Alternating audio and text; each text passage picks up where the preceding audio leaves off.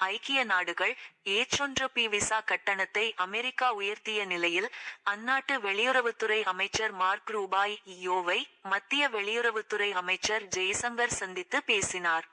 வர்த்தகம் மற்றும் ரஷ்யா கச்சா எண்ணெய் இறக்குமதி உள்ளிட்ட விஷயங்களில் இந்தியா அமெரிக்கா இடையிலான உறவில் விரிசல் ஏற்பட்டுள்ளது.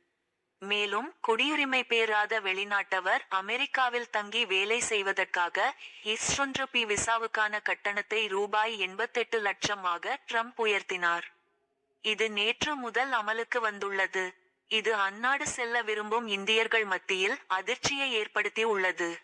இந்நிலையில் ஐக்கிய நாடுகள் சபையின் கூட்டத்தில் பங்கேற்க மத்திய வெளியுறவுத்துறை அமைச்சர் ஜெய்சங்கர் அமெரிக்கா சென்றுள்ளார்.